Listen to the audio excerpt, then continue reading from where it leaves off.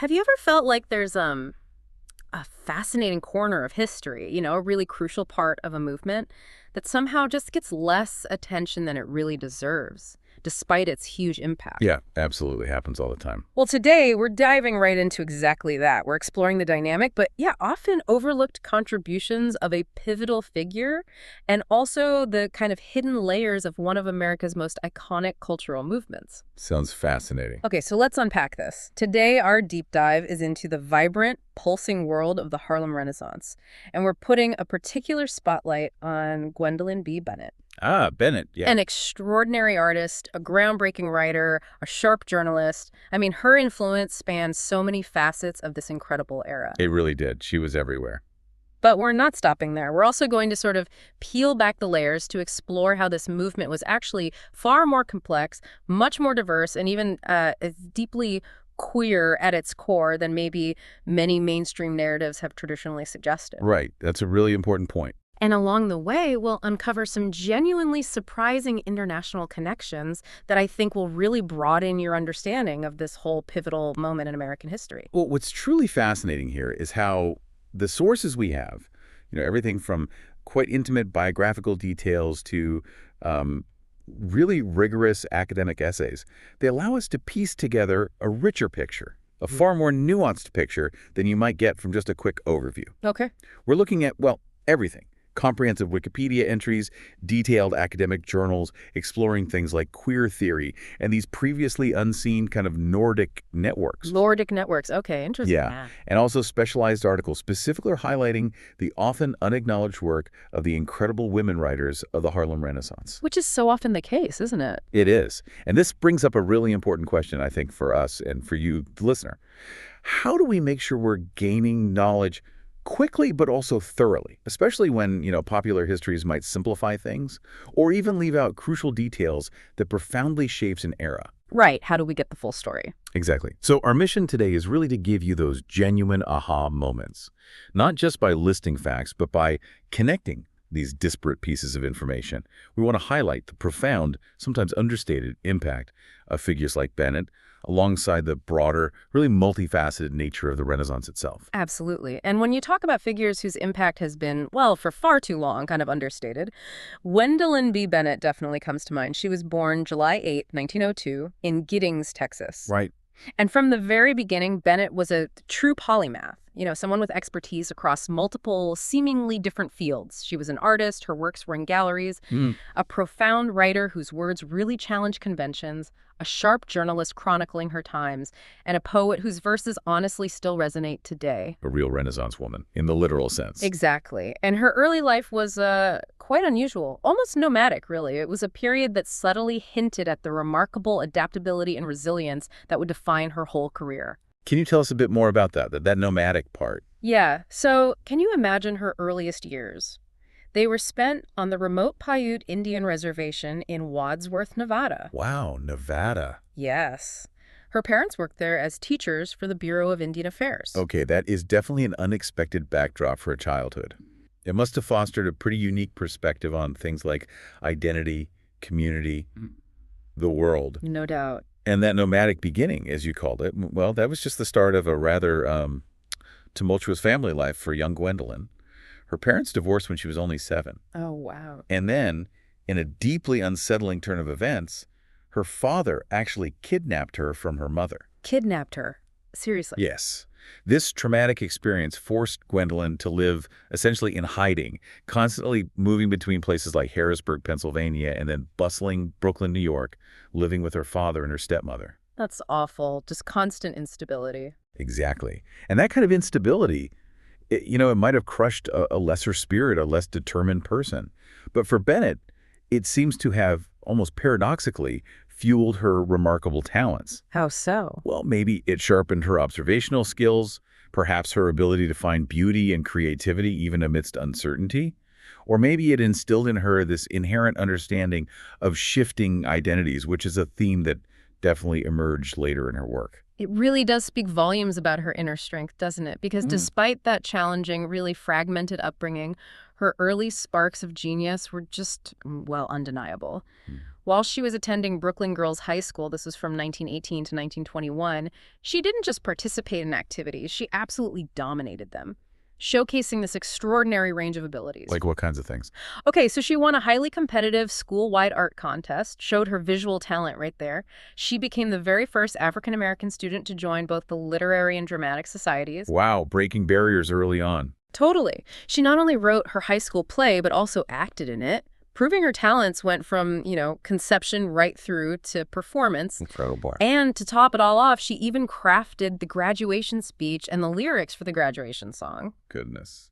Doing it all. This wasn't just raw talent. It was an incredible, almost bewildering display of multifaceted creativity, intellectual curiosity, and leadership, all from a very young age. It really set the stage for her later prominence, didn't it? Precisely. And after graduating high school in 1921, she didn't just, rest on her laurels.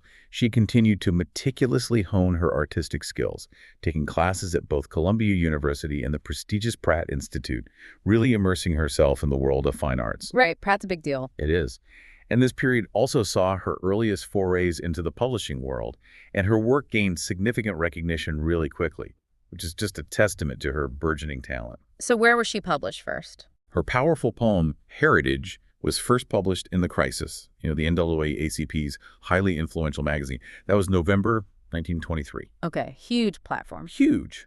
And then, remarkably, it was picked up by Opportunity, the National Urban League's equally significant magazine, just a month later, in December 1923. Wow. Back to back in those two journals. Exactly. This early dual publication in such foundational journals of the Black intellectual and cultural movement really speaks to the immediate impact, the undeniable quality, and the widespread appeal of her early work. It definitely established her as a voice to watch. And the recognition, like you said, just kept coming, building momentum. In 1924, her poem, To Usward, was chosen for a really significant honor. It was selected to dedicate Jessie Fauset's novel, There Is Confusion, at a Civic Club dinner in New York. Ah, yes, that dinner. Crucial moment. Yeah, and this event, which we'll definitely delve into more deeply later, it wasn't just any dinner, was it? It was like a watershed moment for the emerging Harlem Renaissance, essentially a public launch pad for a whole generation of Black writers. So for Bennett's work to be featured so prominently at such a pivotal gathering, well, it was way more than just an endorsement. It was a powerful statement that she was already seen as a rising star, a formidable talent in that burgeoning literary landscape. It truly was a pivotal moment, yeah. Cementing her place among the early sort of luminaries of the movement. And her academic and artistic journey just continued to flourish, even transcending national borders. How so? Where did she go? Paris. In December 1924, she was awarded a highly coveted scholarship to study in Paris. She immersed herself in the vibrant art scene there, studying at the Sorbonne, the Académie Julian, and the École de Panthéon. Wow. The heart of it all, then. Absolutely. While living and studying right in the heart of the European avant-garde, she experimented with this astonishing array of materials and techniques. Delicate watercolors, bold oil paints, intricate woodcuts, precise pen and ink drawings, and even batik. Batik. That's interesting. That's something you often associate with American artists of that era. Right. It was quite innovative, pretty uncommon in American art circles then. This Parisian period was absolutely formative for her. It broadened her artistic horizons and significantly shaped her development as a graphic artist, really preparing her for the visual impact she'd later make back home. But tragically, and this is where you really see the fragility of artistic legacies, isn't it? A significant portion of her Parisian art pieces works representing this incredibly exciting period of exploration, growth, cross-cultural inspiration. They were devastatingly destroyed. Oh, no. In a fire at her stepmother's home in 1926. Oh, that's heartbreaking. All that work lost. It really is. It's such a poignant reminder of how much history, especially the history of marginalized artists, can just be lost to unforeseen events, to accidents that just erase years of creative output. This immense loss really underscores why acknowledging, preserving, and celebrating the work of artists like Bennett, whose legacies face such challenges, is just so critically important. We rely on what survived, but just imagine what more there could have been. That loss is indeed heartbreaking, especially considering how prolific she was and how much she must have brought back from Paris. When Bennett returned to New York in 1926, she immediately plunged right back into the heart of the movement. She became assistant to the editor for Opportunity, a journal of Negro life. Back to Opportunity. Yep. And if we connect this to the bigger picture, Opportunity wasn't just a magazine. It was a vital, dynamic chronicler of cultural advancements during the Harlem Renaissance. It was an intellectual hub, a platform for new voices. So her position there was pretty central. More than just a job, yeah. It placed her at the very epicenter of the movement's intellectual and social pulse, giving her this unparalleled vantage point. And during this time, she even received the prestigious Barnes Foundation Fellowship for her graphic design and fine arts. The Barnes Foundation, wow, that's a major endorsement. It really was. The Barnes was a groundbreaking institution back then, deeply dedicated to promoting artistic innovation and education. So receiving this fellowship truly validated her exceptional talent as a graphic artist. Did her art appear in the magazines too? Oh, yes. In fact, her distinctive artwork graced the covers of both Crisis and Opportunity. And it often displayed this beautiful emphasis on diversity across races, ages, classes, genders. It was like she was subtly promoting inclusivity through her visual art. And her column, The Ebony Flute, which she wrote from 1926 to 1928. That wasn't just a regular column, was it? It became this absolutely vital, must-read news source about the creative thinkers, the movers, the shakers of the Harlem Renaissance. Totally indispensable. It focused intensely on Harlem's buzzing culture, its vibrant social life, keeping everyone in the loop about who was doing what, where, why. Right. She wasn't just observing the scene. She was actively shaping the conversation, acting as this central node in the network. She relied on a strong, sort of informal network of contacts, writers, artists, musicians, intellectuals to keep her column fresh, updated, and utterly indispensable. So it wasn't just journalism. It sounds like it was a powerful act of community building through the written word, fostering cohesion and shared identity within the movement. What's truly fascinating here is her foundational, almost rebellious role in creating the avant-garde literary journal Fire. Ah, Fire. That sounds intense. It was. In 1926, she co-founded and edited this audacious publication alongside other burgeoning luminaries like Langston Hughes, Zora Neale Hurston, John Davis, and Aaron Douglas. That's quite a lineup. Incredible, right?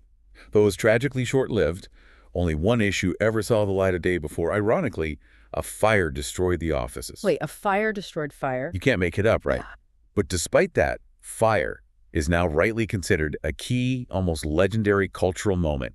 It wasn't just a magazine, it was this bold, defiant declaration of artistic independence by a younger generation of writers, a rejection of older, more conservative aesthetics. And Bennett published in it too. She did. Her own short story, Wedding Day, a piece that bravely explored race, gender, and class within the complex dynamics of an interracial relationship, was powerfully featured in that single, iconic issue. It further solidified her reputation as a really daring and thoughtful writer. And her influence didn't stop at formal publications either. She also created what she called Harlem circles. What were those exactly? They were essentially informal, quite intimate salons held at her home. For 8 years, these circles provided this crucial, nurturing space for writers like Wallace Thurman and Langston Hughes to gather, share ideas, read new works, maybe spark inspiration for each other. So like a creative incubator. Exactly. These informal gatherings directly led to the creation of many significant works of the Renaissance. She wasn't just an artist herself, she was a genuine facilitator, a quiet but really powerful connector who brought people together, fostering an environment where creativity could truly thrive, where minds could meet and ignite new artistic flames. This behind-the-scenes work was just as vital as her published pieces, Definitely. And her influence extended profoundly to the promotion and sort of upliftment of Black women. Bennett was renowned for being a fierce and unwavering advocate for African-American women's rights. She actively raised the bar for women's literature and challenged the traditional boundaries of education for them. How did her writing reflect that?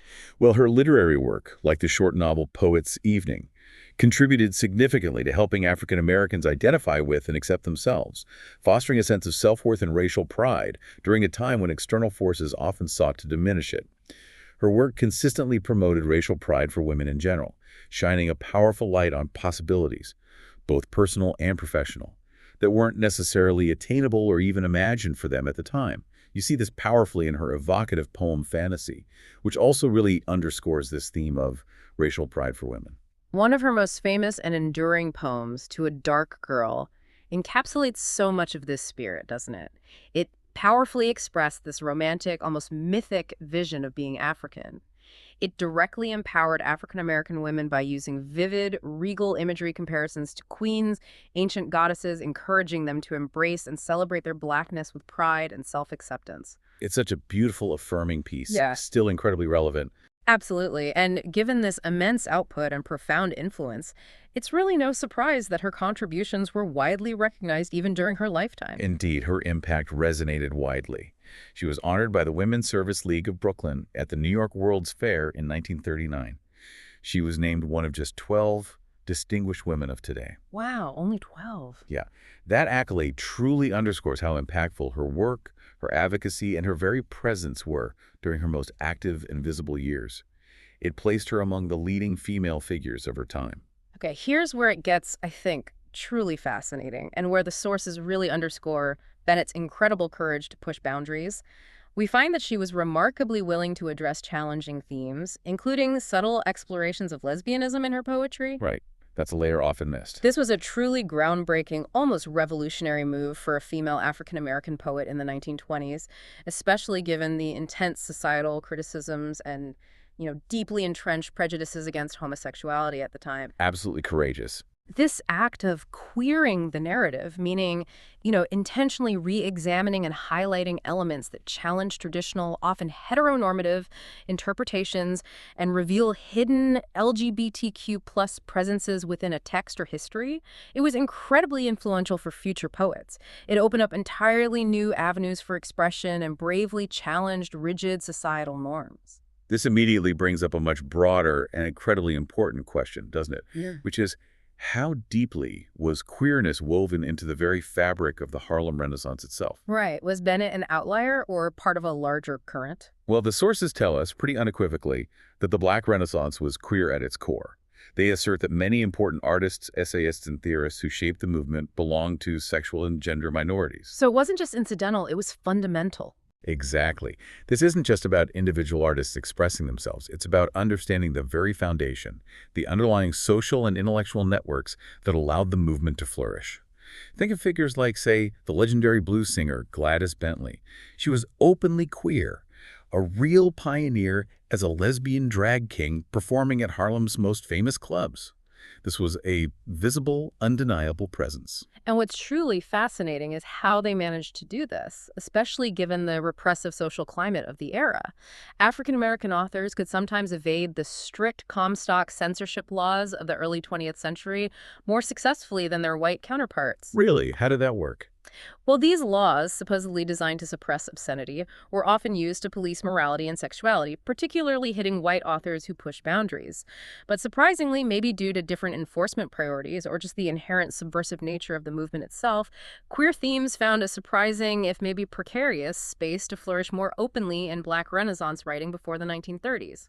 That provides a unique and crucial context, doesn't it? For understanding Bennett's courageous work and how the broader movement created an environment, however challenging, for these narratives to even exist and maybe even thrive. Definitely. Her later life, however, reveals some significant challenges and external pressures that often disrupted and really impacted her artistic career. After she married Dr. Albert Joseph Jackson in 1927, she made a difficult decision. She resigned from her position at Howard University. Why? Apparently, due to the administration's overt disapproval of their relationship, it's a stark reminder of the deeply conservative social attitudes she faced, even within Black institutions. Wow. So professional consequences for her personal life. Exactly. And their subsequent move to Eustis, Florida, further hampered her ability to gather that real-time news and maintain the vibrant pulse of the Ebony Food column. It effectively severed her from the direct daily happenings and, the gossip of Harlem's artistic community. It's clear that these personal decisions and external pressures, rooted in both societal expectations and racial prejudice, took a significant toll on her career, didn't they? They then moved to Long Island in 1930, again due to persistent racism and ongoing financial problems, chasing a promise of better opportunities that often proved elusive. And the hardships continued. Tragically, yes. Jackson died in 1936, which understandably prompted Bennett to move back to New York, seeking comfort and community. Yet, despite these profound personal struggles and professional disruptions, she maintained this unwavering commitment to the arts. Indeed, her resilience was remarkable. Throughout the late 1930s and 1940s, she remained actively engaged in the arts and community work. She served on the Harlem Artists Guild in 1935, which is a testament to her standing among her peers. Right. And critically, she led the Harlem Community Art Center from 1939 to 1944. That sounds like a vital role. Hugely vital, fostering art education and creation within the community, especially during the challenging years of the Great Depression and World War II. She was also deeply involved with the Negro Playwrights Guild and contributed to the development of the George Washington Carver Community School. It really showcases her ongoing commitment to arts education and social upliftment. This period really highlights her unwavering dedication, doesn't it? Using art as a tool for community empowerment, even amidst significant personal adversity. But then another insidious challenge emerged. A chilling external pressure that cast this long shadow over her life and work. What was that? From 1941 to 1959, that's almost 2 decades, the FBI continuously investigated Bennett on suspicion of being a communist. The Red Scare era. Exactly. Despite never finding any conclusive evidence whatsoever, this experience is a crucial, often overlooked detail of her later life.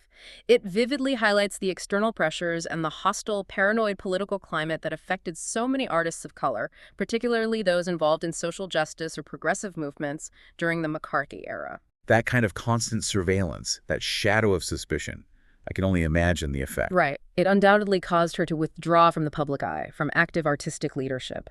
It led her to work as a secretary for the Consumers Union, a far cry from her vibrant central roles as an artist, writer, and cultural administrator. It's just a stark reminder of how systemic forces can silence even the most brilliant and vital voices. It's a tragic illustration of how external pressures can derail even the most passionate careers. She eventually retired in 1968, moved to Pennsylvania with her second husband, Richard Crosscup, whom she had married back in 1940. Okay. And together, they opened a quaint antique shop. A final, quiet chapter after a life of such intense public engagement. A very different pace. Very different. Crosscup passed away in 1980, and Bennett herself died in 1981 at age 78 due to cardiovascular complications, leaving behind this profound, though sometimes understated, legacy. When you look back at her entire life and career, though, Gwendolyn B. Bennett truly was a multidisciplinary success across an astonishing array of fields. She was a captivating poet, a thoughtful short story writer, an influential columnist, a sharp journalist, A skilled illustrator, a groundbreaking graphic artist. a dedicated arts educator, a compassionate teacher, and an effective administrator for the NYCWPA Federal Arts Project. I mean, the list goes on. It really does. Her poems graced the pages of virtually every significant journal and anthology of the Harlem Renaissance. The Crisis, Opportunity, County Cullen's seminal collection, Caroling Dusk. This immense diversity of roles, this comprehensive contribution across so many artistic and intellectual disciplines, it truly underlines her pivotal place in the era, doesn't it? Even if history has, for a time, maybe overshadowed her contributions. Absolutely. Transitioning from Bennett's remarkable individual story, which really offers a vivid microcosm of the wider Harlem Renaissance, let's zoom out now to the broader movement itself. To truly appreciate her impact, we need to understand the vibrant, often misunderstood landscape she helped shape. Right, set the stage. The movement goes by many names, the New Negro Renaissance, the Jazz Age, the Black Renaissance, and its very definition is far more complex and fluid than it might initially seem. Traditionally, it was often viewed primarily as a literary movement, tightly centered geographically in Harlem, emerging as this cultural flowering from the momentous Great Migration. But that view has changed, hasn't it? What's truly fascinating here, and what our sources strongly emphasize, is how that perspective has significantly broadened and matured over time. It's now rightly seen not just as a local phenomenon, but as a national movement with profound international connections, a cultural wave that transcended geographical boundaries. This broader lens places increasing emphasis on non-literary aspects, like the explosive innovations in music, the vibrant experimental theater, and the powerful emergence of visual arts. And critically, the indispensable contributions of women. Yes, back to the women. Who were so often overlooked or relegated to the footnotes in earlier male-centric narratives, are now finally getting the attention and scholarly recognition they so profoundly deserve. So how did it all kick off? What were the catalysts? To understand its emergence and explosion, we can pinpoint a few key catalysts, moments that truly ignited the Renaissance. For the literary spark, the Civic Club dinner on March 21, 1924 in Manhattan was hugely significant. The one Bennett's poem dedicated Fauset's book at. That's the one. While not actually in Harlem itself, this event, originally intended to honor Jessie Fauset's pioneering novel, There Is Confusion, became a much larger, more public recognition of African-American writers. Yeah. It drew both black and white literary luminaries. This single event served as a powerful declaration, significantly accelerating the literary phase of the Renaissance by bringing together key figures and generating a buzz that resonated far beyond that room. Yes, and that dinner, that coming together of minds, led directly to one of the most influential publications of the era, right? Survey Graphic's Harlem, Mecca of the New Negro issue in March 1925, which was brilliantly edited by Elaine Locke. That issue became an overnight sensation. It sold out quickly, captivated a national audience. It was swiftly followed by Locke's monumental book, The New Negro. The defining text, really. It really set the aesthetic vision, the intellectual framework, and the aspirational tone for the entire movement. It effectively coalesced so much of the nascent energy and gave it a unified intellectual direction. And then there's the music. You can't talk about the Harlem Renaissance without the music, that sheer musical explosion that characterized the era. Absolutely not. Yeah. Shuffle Along, that groundbreaking musical play, opened in 1921. It wasn't just a hit, it was a cultural earthquake. Right. It introduced figures who would become legendary, like the captivating Josephine Baker and the iconic Paul Robeson. And as the great composer U.B. Blake famously put it put Negroes back on Broadway. What a quote. Isn't it? This show didn't just entertain, it energized Harlem's music and nightlife. It brought the exciting, syncopated rhythms of jazz to Broadway for the very first time and sparked this massive, unprecedented demand for more black musical comedies. This was a cultural revelation, impacting audiences far beyond Harlem, from white New Yorkers flocking uptown to Europeans eager for these new sounds. It really was transformative. Even Langston Hughes, always a keen observer of the era, saw Shuffle Along as a truly seminal event. He noted how it profoundly redefined and energized New York's creative world, not just for black artists, but for everyone. Yeah. It was the first time many white New Yorkers were introduced to black music and theater on such a grand, accessible scale, and it directly fueled what became this widespread, sometimes problematic, white fascination with Harlem. It was a huge critical and financial success, wasn't it? Ran for an astonishing 474 performances on Broadway, spawned multiple touring companies, spreading its influence across the country. And within just 3 years of its debut, 9 more African-American shows appeared on Broadway. Even white writers and composers rushed to produce their own versions of black musical comedies, though often, as you hinted, in problematic ways.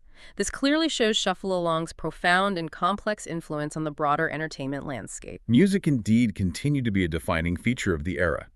The very term jazz age itself reflects just how central African-American music was, especially the raw emotional power of the blues and the vibrant improvisation of jazz. And these forms were, in a sense, imports to Harlem, weren't they? Originating in southern towns and cities like New Orleans, Memphis, St. Louis. That's right. But they truly flourished and evolved there, finding this new, massive audience. The publication of W.C. Handy's Memphis Blues in 1912 and the advent of early recordings brought blues into the mainstream. James Reese Europe's Clef Club Orchestra even took jazz to the hallowed halls of Carnegie Hall way back in 1912. Carnegie Hall in 1912. Wow. Monumental step. And he was instrumental in introducing ragtime, jazz, and blues to European audiences during World War I. After the war, black music's popularity just exploded. Artists like the legendary Ma Rainey signed recording contracts with major labels. And the clubs. Oh, Harlem's clubs, like the famous, albeit segregated, Cotton Club, became epicenters of this new sound, featuring incredible jazz orchestras, blues singers, though often controversially for exclusively white audiences. This dual reality of black creativity, white consumption, was a complex hallmark of the era. And the visual arts also carved out a significant space, though maybe slightly later in developing. Yes, a bit later, but powerfully. Aaron Douglas, one of the most notable and stylistically distinctive visual artists of the period, arrived in Harlem in 1925, and his work quickly gained prominence. His style is instantly recognizable. It really is, that unique, geometric, African-inspired style. His illustrations appeared in Opportunity and became the defining visual aesthetic for Elaine Locke's landmark book, The New Negro. His collaborations with influential writers like Langston Hughes, and his pivotal role in the short-lived but impactful Fire magazine made him a high-profile artist directly connected to the movement's literary and intellectual core. He really gave the Renaissance a distinctive visual identity. Was there institutional support for visual artists too? Beyond individual artists, yes. The burgeoning interest in African-American art was significantly fueled by specific institutional support.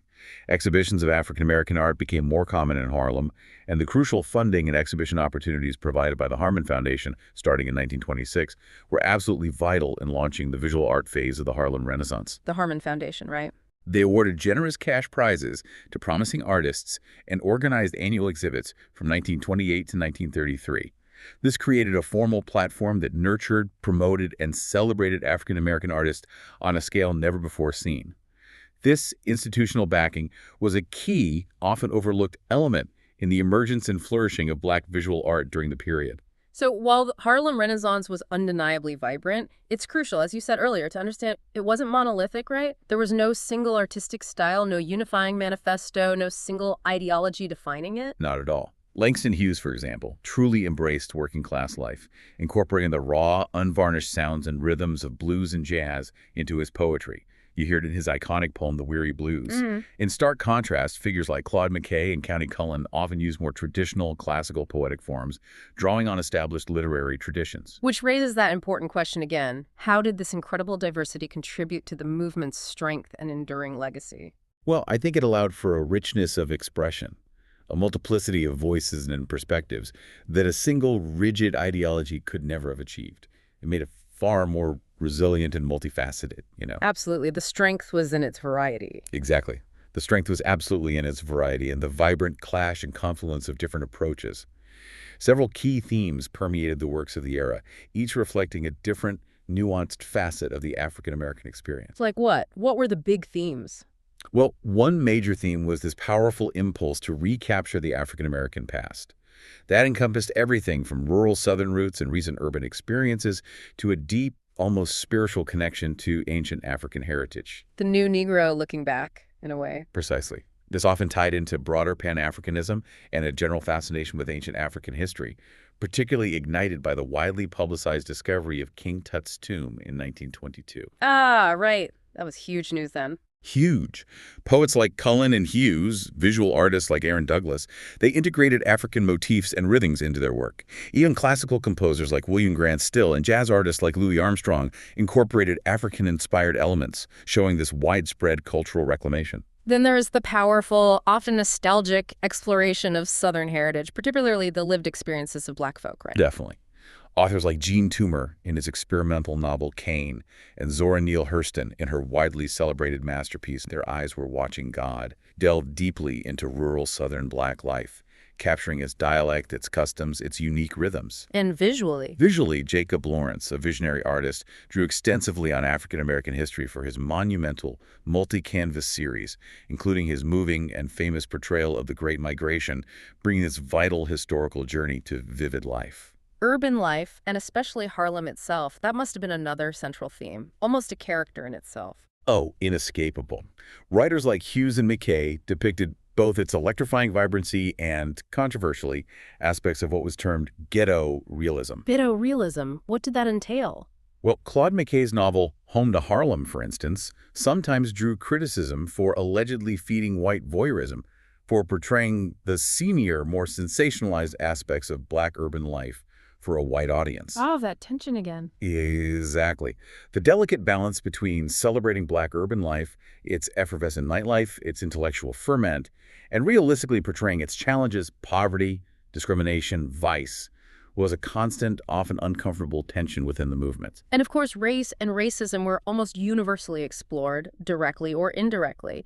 Nearly every novel, every play, most poetry from the period confronted the complexities of race in America, often serving as a direct protest against racial injustice and systemic oppression. Right. Claude McKay's powerful sonnet, If We Must Die, written in response to the Red Summer riots, is a searing, unforgettable example of this defiant protest. Such a powerful poem. And beyond overt protest, works like Nella Larsen's psychological novels Quicksand and Passing explore the intricate, often painful, psychological impact of mixed racial heritage and identity.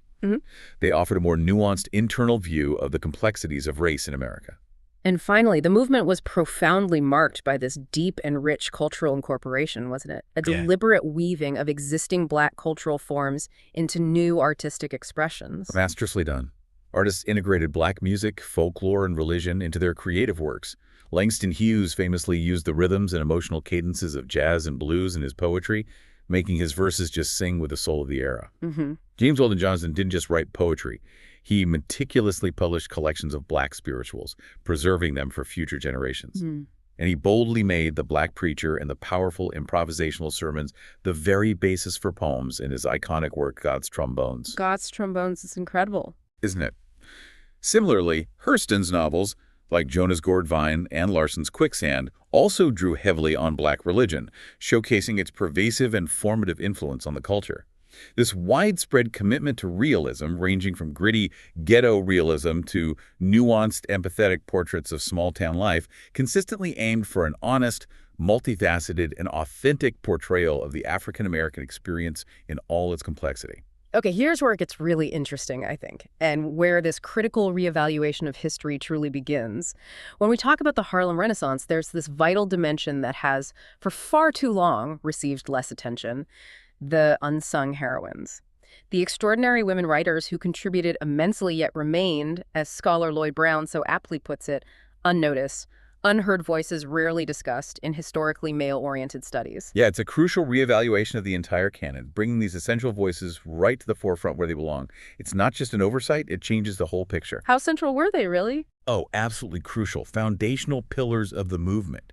They produced literature across various genres, poetry, novels, short stories, plays, that directly address the burning issues of the time, influencing future generations profoundly. So they weren't just writing for personal expression. Not at all. They were actively using literature as a powerful tool to voice injustices, to push relentlessly for an end to segregation, to directly confront systemic racism, and perhaps most importantly, to instill a deep sense of racial pride and fierce independence within the African-American community, especially among Black women themselves. They were agents of change through their art. And their thematic range was incredibly broad, wasn't it? Defying any narrow categorization. Beyond the undeniable focus on race, they fearlessly tackled universal yet deeply personal issues. Like what? Equality in all its forms, the critical importance of education, especially for Black girls who were often denied access, the pervasive challenges of gender disparity and sexism both within their own communities and beyond, the intricate dynamics of family and friendship, health crises, professional struggles, the ever-present weight of financial difficulties. Through their nuanced portrayals, they actively sought to dismantle the harmful, entrenched, stereotypical images of Black women that were prevalent at the time. They painted them with complexity, agency, and dignity. We absolutely need to spotlight some of these extraordinary figures who shaped the era. Jessie Redmon Fauset, for example. She was a central editor for The Crisis, making her a gatekeeper and nurturer of new literary talent. And an intellectual pioneer, too. Absolutely. The first Black woman accepted to Phi Beta Kappa, a proud graduate of Cornell University. Her novel There Is Confusion is widely considered the very first Harlem novel, a foundational text. She focused intensely on the intertwined themes of racism and African-American identity, exploring the challenges of navigating both. A true intellectual trailblazer. Then there's Nella Larson, considered one of the great, almost enigmatic novelists of the Harlem Renaissance, her works like Quicksand. Which was largely autobiographical, delving into that psychological toll of racial and social alienation. Right. And Passing, a masterful exploration of mixed race identity and the complex art of passing for white. These were pioneering in their subtle yet potent exploration of homoerotic and queer themes, weren't they? Very much so. And she was also a Guggenheim recipient, a prestigious honor that underscored her immense talent and contribution to American literature, placing her among the intellectual elite of her time. Dorothy West, affectionately known as the younger sister of the Renaissance because she was younger. She was more than just a writer. She was also an influential editor, leading the significant journals Challenge and New Challenge, providing platforms for other voices. Her masterpiece, The Living is Easy, brilliantly explored the often overlooked complexities of upper-class Black life. And incredibly, at age 85, she finished her second novel, The Wedding. 85. Amazing. A poignant and beautiful story that portrayed how love truly knows no bounds beyond race, proving her enduring relevance across decades. And who could possibly forget the force of nature that was Zora Neale Hurston? Impossible to forget Zora. A brilliant folklorist, a meticulous ethnographer, a powerful novelist. Her iconic Their Eyes Were Watching God is rightly celebrated as a powerful feminist manifesto, a profound exploration of self-discovery and female agency. It's particularly praised for its authentic and vibrant use of Southern Black rural dialect, isn't it? Capturing a distinct cultural voice, and for its inspiring, non-stereotypical female characters who defy easy categorization and truly come alive on the page. She truly inspired a generation with her unique blend of storytelling and cultural preservation. Angelina Well Grimke was another pivotal figure, publishing powerful essays, incisive short stories, deeply moving poems, some dealing explicitly with lesbian sexuality, which was incredibly bold for her time. Especially publishing them in the Crisis in various anthologies. Exactly. Her play Rachel was one of the very first dramatic works to protest lynching and racial violence, specifically written for and championed by the NAACP as a tool for social change.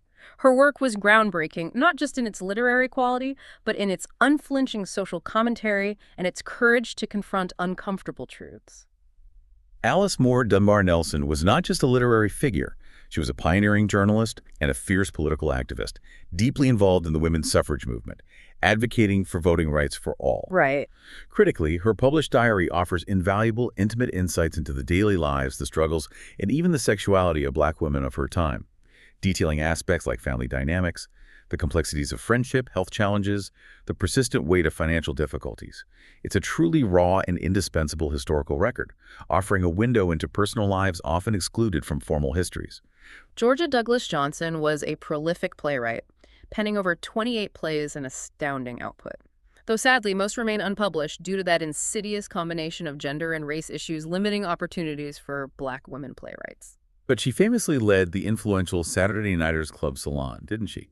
A vital gathering space for Harlem Renaissance drama, nurturing new talent and ideas, providing a crucial informal stage for works that might not otherwise have seen the light of day. Her salon was a lifeline for dramatic experimentation. Mae Miller, a talented student of Angelina Grimke, rose to become the most widely published Harlem Renaissance playwright. Her work consistently aimed to portray Black people with a profound level of dignity and respect in drama, something often absent from the mainstream stage. Right. Her play The Bog Guide, for instance, even won third place in Opportunity Magazine's prestigious literary prize contest, solidifying her reputation as a significant dramatic voice committed to realistic and respectful representation. And Regina Anderson, a multiracial playwright and dedicated librarian, another crucial figure in fostering community. She founded the 580, or Harlem West Side Literary Salon, another vital gathering point for intellectual exchange. And she broke significant color barriers to become a supervising librarian at the New York Public Library, didn't she? Actively fighting for promotion and equal pay against both sexism and racism, often collaborating with giants like W.E.B. Du Bois in these battles. These women collectively challenged the status quo, not just with their art, but with their activism, laying foundational groundwork for future generations and ensuring the Renaissance was far more inclusive than previously acknowledged. Building on that incredible overview of the women of the Renaissance, let's really lean into this idea of queering the canon, an essential reevaluation of historical narratives. Henry Louis Gates Jr. famously stated back in 1993 in a groundbreaking essay that the Renaissance was surely as gay as it was Black. A powerful, provocative claim. Very. But if we connect this to the bigger picture, it's crucial to acknowledge that his initial roll call of key queer figures, Hughes, McKay, Locke, Cullen, Thurman, Nugent, was perhaps unintentionally exclusively male. Which immediately raises an important question, doesn't it? What about the central women figures we just discussed? Individuals like Nella Larson, Jessie Fauset, Zora Neale Hurston, they weren't merely peripheral, they were integral as authors, editors, literary pioneers, tireless promoters of the movement. Right. And what's truly fascinating, as scholarship has increasingly shown, is that many of these women also fit powerfully within the queer canon of the Renaissance, as seen in the homoerotic readings of Larson's Passing, for example, which have been perceptively explored since early Black feminist scholarship began to unpack these hidden layers. So the queerness of the Renaissance wasn't just male. It was multifaceted, woven into the lives and works of women, too. Exactly. And it's not just about who was producing the art, but crucially, who was nurturing, facilitating, and preserving the movement itself. The sources highlight the often invisible hidden labor of queer figures, stating unequivocally that the movement came into being not solely through artistic production, but also through the tireless work done by others who promoted, curated, and collected the art and the artists. And a significant portion of this foundational, often uncredited labor was performed by queer people like the influential Elaine Locke, but also, importantly, by lesser-known figures like Glenn Carrington. Glenn Carrington. Tell us more about him. They created vital networks, hosted salons, wrote about the movement to audiences far from Harlem, spreading its reach and impact. What's truly fascinating here, and an underexplored angle that our sources illuminate, are the interracial and queer connections that surprisingly existed between the Harlem Renaissance and Northern Europe. Northern Europe, like Scandinavia. Exactly. Glenn Carrington, though a less visible figure than some of the more famous names, played an absolutely vital unsung role in establishing and maintaining these transnational ties.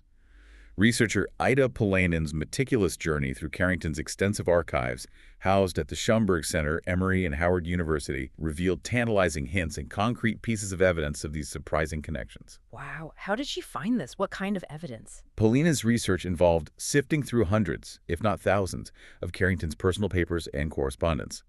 This led to an incredible archival discovery that truly connects distant points on the map: a Finnish postal customs notice from 1965. A customs notice? That sounds tiny. It is. It's a tiny, seemingly insignificant piece of evidence. Just a notice indicating that a Finnish man has sent a book to Carrington, but it reveals those previously hidden transnational ties. It proves that a literal exchange of culture and ideas was taking place. It truly shows how painstaking, almost forensic archival work can uncover whole new dimensions of history, piecing together a global picture from the most minute fragments. It really does. Yeah. And it underscores the power of personal connections in shaping cultural movements. Totally. Carrington's correspondence, the sources tell us, didn't just transmit information. It actively created a social world of action. It transformed what might seem like mundane personal letter writing into this dynamic transnational exchange of political, societal, and cultural knowledge. So the letters themselves were rich documents. Incredibly rich. They weren't just polite greetings. They were dense documents that included discussions of everyday life intimately intertwined with major world events, like the assassination of JFK. And they were often accompanied by tangible artifacts: photographs, newspaper clippings, books. This transformed them into incredibly rich historical documents, offering unparalleled insights into a global network. And his personal collection itself speaks volumes about his mission and his connections, right? Carrington meticulously maintained a significant collection of books and music directly related to the Renaissance.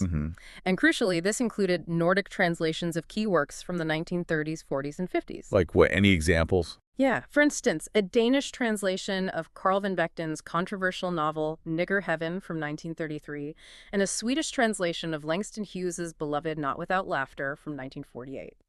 This wasn't just a casual hobby. It shows a deliberate, concerted effort to collect, preserve, and disseminate Black culture internationally, ensuring its reach extended far beyond the streets of Harlem. What's particularly insightful and truly revealing about Carrington's archive is the strong political underpinnings of these transnational connections. His documented interest in the Soviet Union, in Marxism, in union organizing, in social democratic politics, and in the broader movement for world peace. Okay, so a clear political leaning. Yes, strongly suggesting that working-class movements and shared progressive ideals may have played a significant, perhaps even overlooked, role in connecting the Black Renaissance to the Nordic region. This demonstrates how multiply oppressed societal groups, those facing intersecting forms of power and marginalization, can often forge unexpected alliances. And in doing so, powerfully queer the mainstream narratives, revealing a far more complex, globally interconnected, and politically charged picture of the movement than we might have initially imagined. Now let's turn our attention to Harlem itself, the place, its inherent paradoxes and its eventual poignant decline. It's tempting even now to romanticize Black Manhattan as some kind of pure utopia, but the reality, as our sources clarify, was far more nuanced, complex, and often fraught. Harlem, originally a tranquil Dutch village, then developed for the wealthy, experienced a devastating real estate bust around 1905. This financial crisis paradoxically created an opportunity. Developers began selling or renting properties to African Americans at discounted prices. Right. The economic downturn opened the door. Exactly. This, coupled with the immense demographic shift of the Great Migration, which saw millions of Black Americans move from the rural South to northern cities and redevelopment projects displacing existing Black neighborhoods, led to this massive, rapid influx of Black residents into Harlem. By 1920, Harlem's sheer size and growing population housing, approximately 164,000 black residents by 1930, had undeniably made it the virtual capital of Black America. The capital. Yeah, it became this magnetic destination, luring people from all walks of life, from impoverished Southern farmers and sharecroppers seeking a new beginning, to sophisticated intellectuals and artists like W.E.B. Du Bois and James Weldon Johnson seeking community and creative freedom. It truly became an unparalleled hub for Black culture, thought, and aspiration. A place where Black people could, for the first time maybe, experience a sense of self-determination on a grand scale. And New York City itself played a crucial role by providing the essential infrastructure for the burgeoning art scene, didn't it? It was a global center for book publishing, home to Tin Pan Alley for music, Broadway for theater, a vibrant, established art world. All the pieces were there. This concentration of resources, of talent, of commercial opportunity made New York, and specifically Harlem, the perfect crucible for a movement like the Harlem Renaissance. It allowed it to flourish in a way it might not have elsewhere. However, the public image of Harlem, often projected in the mainstream press, was frequently contradictory and idealized. James Weldon Johnson, in his influential 1930 book, Black Manhattan, described Harlem in almost utopian terms. He declared it a black city, not a fringe. It is not a slum. Right, painting this perfect picture. He painted a picture of a beautiful, healthy, well-kept neighborhood, a shining beacon for Black progress. But the stark reality for most residents, the daily lived experience, was quite different from this idyllic vision. That profound contrast between the dream and the reality is so vividly captured in Rudolph Fisher's poignant short story, The City of Refuge. It tells the tale of King Solomon Gillis, a Southern man recently arrived from the South, utterly awestruck by the sight of a Black traffic cop in Harlem. A symbol of Black authority he'd never witnessed before. Exactly. He's so overwhelmed that he literally thinks he died and woke up in heaven. This powerful anecdote perfectly encapsulates the initial wonder, the boundless hope, the almost spiritual significance Harlem represented for so many Black migrants arriving from the oppressive Jim Crow South. The story quickly and tragically shatters that utopian illusion, doesn't it? Yeah. As Gillis is eventually arrested by that very same Black policeman. Just a gut punch. It highlights the stark reality that while Harlem offered an unprecedented sense of Black self-determination and community, it was not and could not be immune to the systemic issues of law enforcement, poverty, and broader societal constraints that still gripped Black communities. The dream was aspirational, but the lived experience was often harsh, a testament to the enduring challenges even within this celebrated cultural hub. Langston Hughes, despite finding Harlem a much-needed refuge after leaving Columbia University, was always clear-eyed about it. He never lost sight of the grinding poverty, the overcrowded housing conditions, the pervasive racial prejudice that were the daily realities for most Harlemites, existing just beneath the glittering surface of the Jazz Age. His own transient residency in Harlem during his peak years, often being more of a visitor than a full-time permanent resident for much of the Renaissance, further underscores this inherent complexity. He lived among the dreamers, but also fully understood the harsh realities. What's fascinating here is that despite its extraordinary cultural blossoming, Harlem was almost concurrently being transformed from a potentially ideal community to a neighborhood with manifold social and economic problems by the 1920s. So the decline started even during the boom. In many ways, yes. This transformation was insidious, characterized by deepening poverty, pervasive discrimination, rising vice, escalating crime. This rapid shift from hopeful beacon to struggling community often remained overlooked by the glittering image of its vibrant nightlife and celebrated artistic output. It created this profound unspoken irony at the heart of the Renaissance. And then, a truly devastating event, the 1935 Harlem Race Riot, dramatically and violently put to rest the conflicting images of Harlem, forcing everyone to confront the harsh truths. Right. What triggered that? It was triggered by a seemingly small incident. A rumor of a Puerto Rican boy beaten to death over a 10-cent pocket knife theft from a Crest store. This rumor, later proven false, the boy was released unharmed, escalated rapidly into widespread violence and destruction.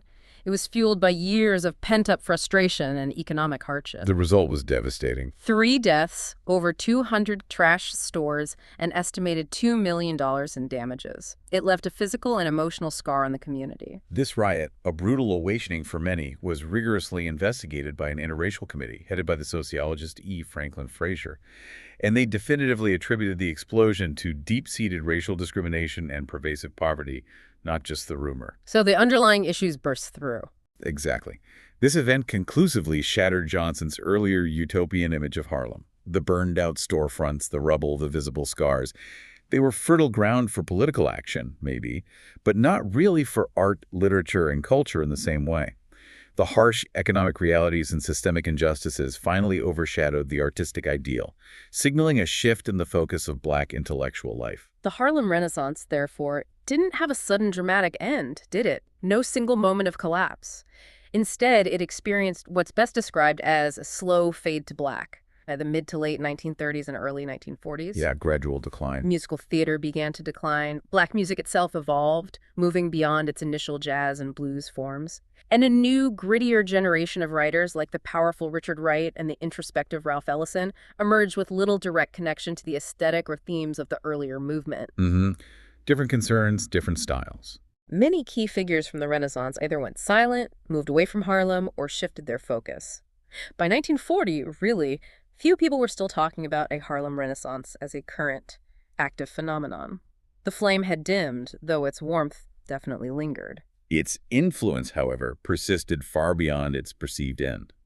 While Harlem itself may have lost some of its singular magic as the central focal point of Black artistic life, the profound groundwork laid by the Renaissance, the new forms, the new themes, the new audiences, the sheer audacity of Black self-expression continued to shape African-American arts and culture for decades to come. So it was a foundational epoch. Absolutely. Its echoes resonated through the civil rights movement and beyond, proving that even as a concentrated movement fades, its impact can be eternal. So what does this all mean for us today, wrapping this up? The Harlem Renaissance, as we've unpacked it today, was undoubtedly the most important transformative event in 20th century African-American intellectual and cultural life. Hard to overstate its significance. It fundamentally reshaped and elevated literature, music, theater, visual arts, demonstrating the boundless creativity and resilience of Black artists. It was a complex, vibrant movement of diverse individuals, each committed to expressing the African-American experience in all its variety and complexity, without ever adhering to a single, rigid, unifying manifesto. All right. No single party line. And crucially, it was the very first time that mainstream publishers and critics in America genuinely took African-American literature seriously. It attracted significant national attention and really paved the way for future generations of Black artists to be heard, seen, and celebrated. If we connect this to the bigger picture, the intricate story of Gwendolyn B. Bennett and the nuanced, multi-layered history of the Harlem Renaissance reminds us, perhaps more powerfully than anything else, that history is never as simple as a single, neat narrative. Definitely not. It's a rich, vibrant tapestry, woven with visible threads of triumph and struggle, alongside hidden currents of unspoken experiences, individual genius, and collective, often unacknowledged, labor. It encompasses both celebrated public triumphs and countless silent behind-the-scenes contributions. This, then, raises an important lingering question for you, the listener, and for all of us. What other unseen aspects of pivotal historical movements might we still be missing in our modern understanding, obscured by dominant narratives? And what profound power, what deeper understanding do we gain by actively seeking out and acknowledging the diverse, often surprising experiences that truly shape them?